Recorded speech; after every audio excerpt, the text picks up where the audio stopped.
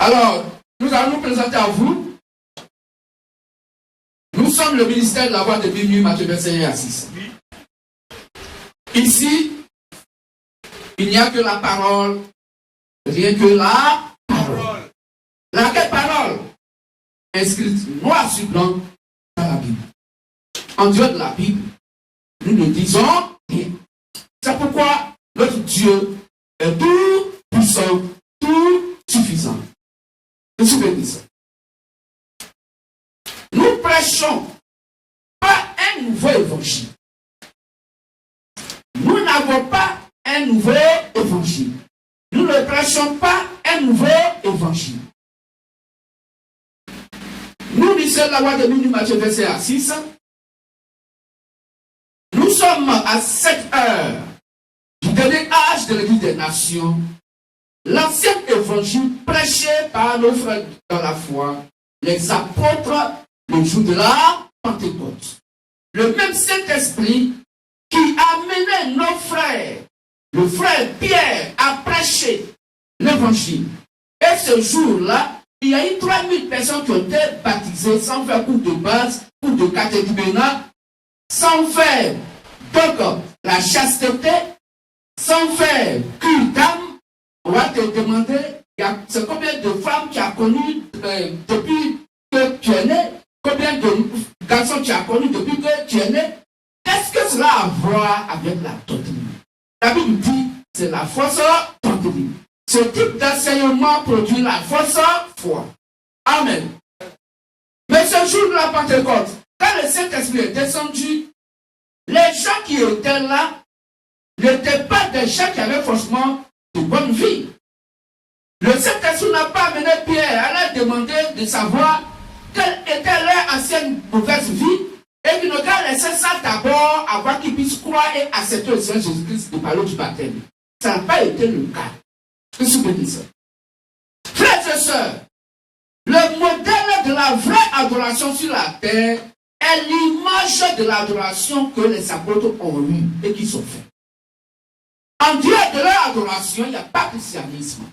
C'est pas nous crier fort. Qu'est-ce que Satan pourrait nous faire? Pourquoi? Parce que Satan a peur de la vérité absolue qui vient des Saintes Écritures. Ça ajoute la pensée humaine et ça retrait. Amen. C'est qu'on ajoute à part de Dieu. On ajoute la pensée humaine. On ajoute ce qu'on appelle l'intellectualisme. Parce que quelqu'un tu as fréquenté, tu as diplôme, donc tu peux lire la Bible, tu as aller faire ton église. La Bible appelle ça quoi? Des synagogues de Satan. Or nous, MVM, nous sommes la plénitude des Saintes Écritures incarnées sur la terre. Nous sommes la parole faite chair incarnée. Nous sommes le Saint-Esprit Père de cette époque. Pourquoi? Parce que le Père est venu dès le commencement, il a envoyé donc son Fils. Le Fils, quand il est quitté, le Saint-Esprit est venu. Et maintenant, le Père lui-même descend sur la terre pour prendre ce message qui a été endormi sur la terre. Afin que ce message puisse aller donc dans les cieux, dans le royaume des cieux. Et ce message s'appelle les Saintes Vierges sages. Que suis béni. Que suis béni. C'est ce message que je suis en train de prêcher. Nous ne sommes pas là parce qu'on n'a rien à faire, on va créer l'église. Loin de là. Nous ne sommes pas là pour créer l'église, non. Mais nous sommes plutôt l'église de Christ à cette époque. La glorieuse église du Seigneur Jésus-Christ, quand il a parlé dans Matthieu 16, 18 à 19, tu es Pierre et sur cette pierre je bâtirai mon église. Cette église dont Jésus a parlé par prophétie est donc née le jour de la Pentecôte dans Acte 2, quand Pierre donc a prêché l'évangile. Ce même jour, il y a eu 3000 personnes qui ont donc accepté ce véritable Dieu et qui ont formé l'église du Seigneur Jésus-Christ. Persévérant dans l'enseignement des apôtres, la Bible dit, et Dieu ajoutait chaque jour à l'église ceux qui étaient sauvés. La Bible n'a pas dit que Dieu ajoutait donc chaque jour ceux qui voulaient être sauvés. Non. Ou ceux qu'on voulait sauver. Non. Mais c'est ceux qui sont sauvés qui donc viennent s'ajouter à notre nombre. Je suis béni. Car, Christ pourrait dire, je suis venu chercher et sauver ce qui était perdu. Donc, frères et sœurs, si vous n'avez pas le modèle de l'adoration des disciples de Jésus-Christ, vous mourrez ou partez à l'enfer. Dieu n'a pas besoin de suivistes. Dieu n'a pas besoin de club d'amis. Avec de Dieu, ce n'est pas ONG. Ce n'est pas pas une démocratie. Ce n'est pas une association ethnique. Ce n'est pas la personne humaine. Dieu est sa propre parole, qui est Dieu lui-même. Quand au commencement était la parole était avec Dieu, et la parole était Dieu. C'est cette parole qui est Dieu, qui est perdu dans le commencement, qui se cherche et qui se trouve à la fin pour retourner à Dieu. Quand il suis venu chercher et sauver ce qui était perdu. Mais à tous ceux qui ont reçu cette parole, qui ont cru en elle, la parole donne le pouvoir de devenir enfant de Dieu. Mais comment on devient enfant de Dieu? Je suis béni ça. Comment quelqu'un devient enfant de son père? C'est clair. Donc si nous sommes venus enfants de Dieu, c'est parce que nous sommes nés de Dieu. Or, si nous sommes nés de Dieu, nous allons pratiquer d'abord Dieu qui est sa propre parole. Qui est quoi? La vérité. C'est quoi la Bible dit? Dans le Zacharie 16, que chacun dise la vérité à son prochain. Et jugez selon la vérité dans vos maisons. Je suis béni ça. C'est quoi nous sommes venus pour juger selon la vérité dans vos maisons. Or, la maison selon Dieu, c'est le corps humain vivant. La parole qui juge va chercher à savoir, est-ce que l'évangile qui est dans ton cœur est en accord avec les saintes écritures? Si oui, tu es le plus heureux, tu es la plus heureuse. Tu iras au paradis. Mais si l'adoration que tu as n'a rien à voir avec l'évangile que les apôtres ont prêché, quelle que soit ton adoration, quelle que soit ta sincérité, à l'enfer. Beaucoup vont aller à l'enfer. Oui, quelles que soient les écritures. Trois quarts donc, des habitants donc, du monde vont aller à l'enfer. Et un quart va au paradis. Paradis, il n'y a pas de place où. C'est un petit quartier. Est-ce qu'on comprend mieux? Dieu lui-même qui a créé le monde entier. Son budget s'appelait quoi? Le jardin d'Éden. Un jardin. Il n'avait pas dit un champ d'Éden. Hein? Il dit jardin. Dieu n'aime pas un complément. Je suis béni ça. Donc, c'est nous qui avons l'évangile que les apôtres ont prêché. C'est nous qui partons dans le minimum. C'est nous qui partons au paradis. C'est quoi la Bible dit? Que si tu as cru, tu as entendu et que tu as cru à cette parole, alors tu seras sauvé. Pourquoi? Parce que Dieu en toi va t'amener à accepter l'évangile. Quand tu es né de lui. Mais si tu n'es pas né de lui, on va te prêcher la vérité absolue. Mais Dieu va te pousser à raisonner. Il te pousse à raisonner. Il va amener quoi? Il pousse d'également pour croire au mensonge. Et tu sais, c'est tout. À part verset 9, verset 15. Je suis béni ça. Frères et sœurs, avec du christianisme, c'est pas que moi je vais adorer Dieu. Personne n'adore Dieu. C'est Dieu qui s'adore dans le corps humain vivant. Je suis béni ça. Nous ne sommes pas des adorateurs de Dieu, non. C'est Dieu qui s'adore en nous. Or, si Dieu s'adore en nous, c'est que nous sommes importants. Car sans nous, il n'y a pas de Dieu. Je suis béni ça. Car Dieu me dit, sujet d'adoration.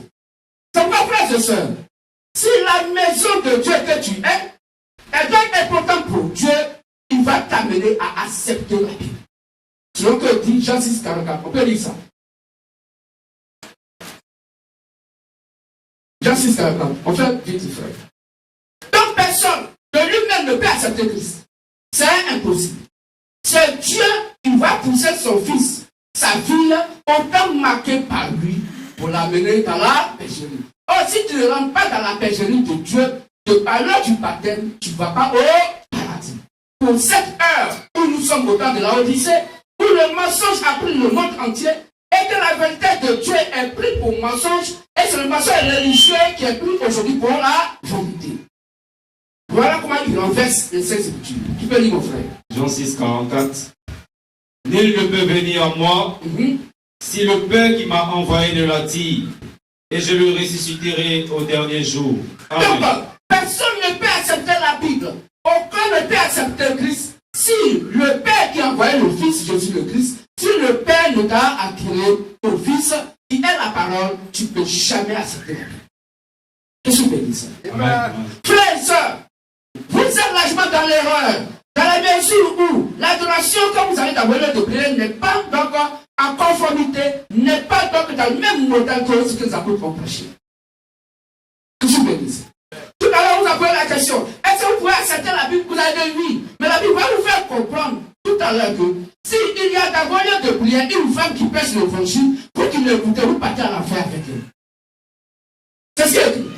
Dieu a a maudit la prédication de la femme. Dieu a maudit la prédication de la femme. Dieu a maudit la femme à la prédication. Et toute personne qui l'écoute est aussi maudite, Ce que dit Galates 1, 6 à 9.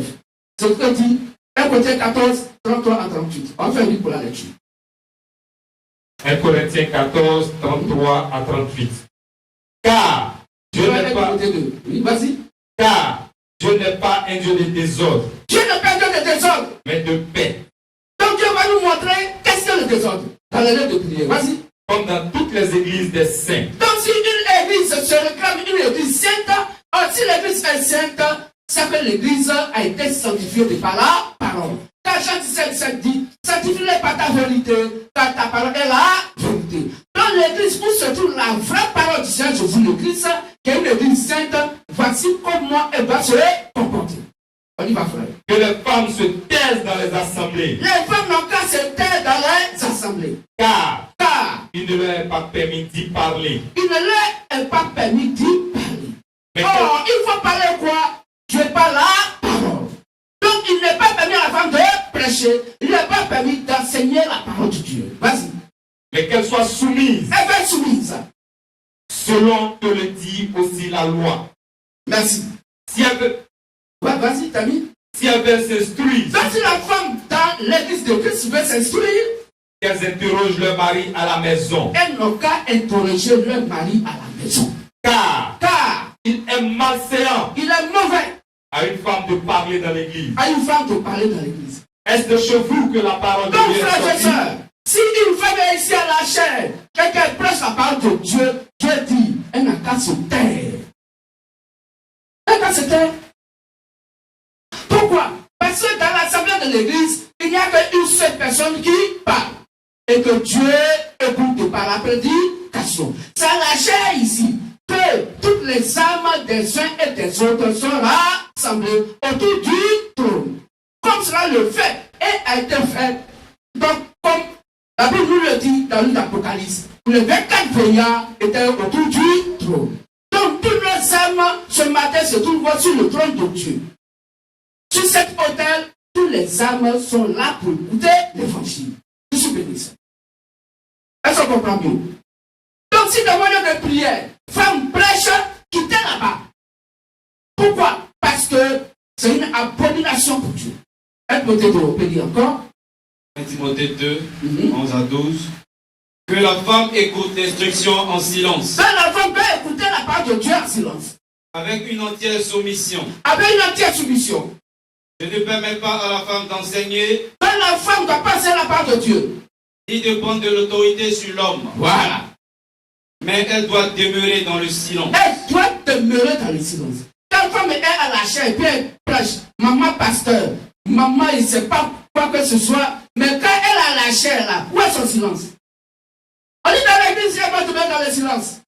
Et c'est elle qui est à la chair, Dieu m'a envoyé. Dieu t'a envoyé comment? Le gars de Dieu qui t'a envoyé. Un Dieu fou qui t'a envoyé. Parce que le véritable Dieu ne peut jamais envoyer une femme à la prédication. Qui se bénit ça? Frères et sœurs, quand nous prenons Marc 5, 15 à 16, la Bible dit que celui qui croira et qui s'en baptise sera sauvé. Mais celui qui ne croit pas sera condamné. Mais si dans mon lieu de prière, les gens baptisent d'un nouveau-né, le bébé là, il a cru en quoi? Et puis vous le baptisez. La Bible appelle ça des tortues de ton nom. Si ton enfant était baptisé, ou bien si toi, frère et soeur, tu as été baptisé étant bébé, il faut le faire ton baptême ici. Au ministère de la voix de minuit, Matthieu 6. Ton baptême n'est pas reconnu par Dieu. Parce que le baptême est un engagement de bonne conscience envers Dieu. Le nouveau-né là, c'est quel engagement il peut prendre devant Dieu? Quelle bonne conscience il a envers Dieu? On peut envers le Père. Oh, au lieu que ce soit l'enfant qui s'engage envers son père pour dire je vais me baptiser, c'est le père qui s'engage envers l'enfant pour dire on doit forcément te baptiser. C'est tout. C'est tout. Voici comment les choses sont contre nature. Voici comment vous êtes largement dans l'erreur. Et vous devez quitter l'erreur pour venir à la vérité. Je suis béni ça. Amen.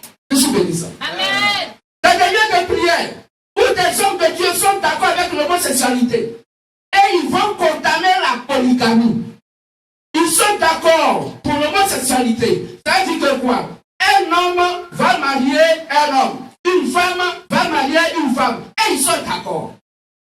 l'apôtre lui-même est d'accord. Et le peuple est d'accord. Mais quel Saint-Esprit tu as pour aller contre les saintes écritures? Quand la Bible dit dans Romains 1 que si un homme couche avec un homme, c'est quelque chose qui est contre nature. Une femme couche avec une femme, c'est contre nature. C'est une abomination. Je suis béni ça. Amen. Mais quand un homme va coucher avec un homme là, le bébé on va l'appeler comme un guamé. Quand la femme couche avec la femme, le trousseau là, c'est quel trousseau qui a sorti? Femme ou bien garçon? Parce qu'on n'a jamais vu une femme qui couche avec une femme et puis il y a eu un enfant. Mais la science satanique démoniaque va amener maintenant les gens avec des enfants in vitro.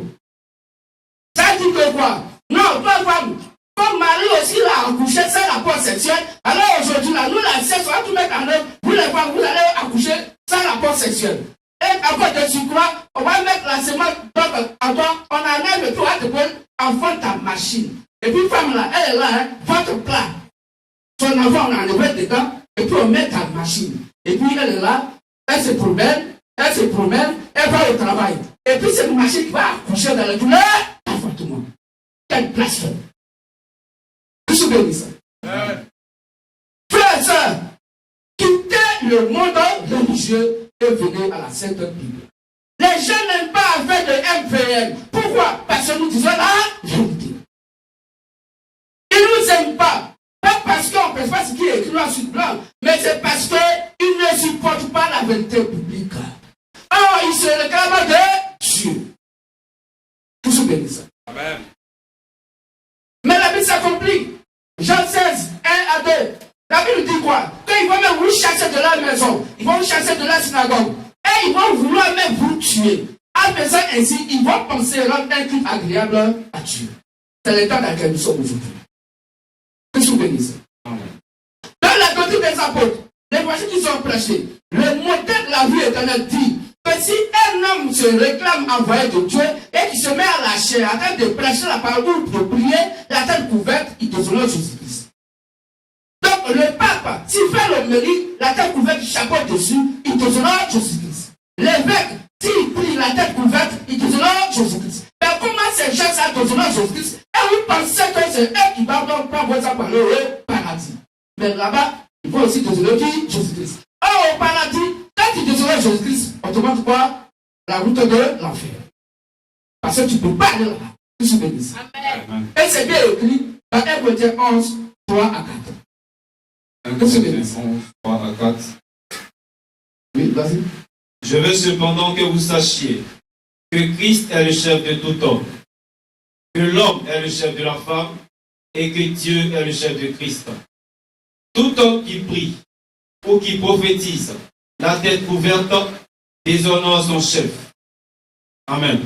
Amen. Donc tout homme qui prie ou qui prophétise la tête couverte déshonore son chef. La Bible appelle ça la fausse doctrine qui produit la fausse foi. Donc si quelqu'un se dit qu'il est chrétien et puis il a en train de prêcher la part de Dieu et que sa tête est couverte, il déshonore le paradis. Or, si tu déshonores le paradis, c'est que tu honores l'enfer. Ça veut dire que tu es né de Satan, selon Jean 47. Car celui qui est né de Dieu écoute les paroles de Dieu. Vous n'écoutez pas parce que vous n'êtes pas né de Dieu. Que je bénisse. Alors, frère, la Bible nous dit quittez les dogmes, venez à la Bible. Voici le comportement du vrai chrétien. Mais Satan, dans le monde religieux, nous a fait croire que, en fait, l'adoration, c'est du civisme. C'est en fait de famille. Mon papa est né catholique, donc tous les enfants sont nés catholiques. C'est écrit où? Quel verset public? Il n'y en a pas. Que tu bénisses. Que tu bénisses. On peut acclamer notre Dieu, c'est Jésus. Alors, nous allons passer au thème du jour. Et le thème est le véritable baptême. Il y a des frères, des amis, comme vous dit ainsi, qui nous disaient comme ça, mais frères amis, oui, c'est comme dit là, c'est écrit, c'est vrai. Mais moi, je suis déjà baptisé dans l'église catholique, dans l'église protestante, dans l'église A, l'église B et l'église C. Donc, est-ce que je peux encore me rebaptiser? Je dis, d'ailleurs, tu n'as pas été baptisé. Donc, le baptiser là, c'est comme si tu avais fait un baptême. Mais tu n'as jamais été baptisé. Pourquoi? Parce que le baptême que tu as eu n'est pas conforme au baptême que le Saint-Esprit a donné comme modèle aux apôtres de Jésus-Christ. Qu'est-ce que vous voulez dire? Amen.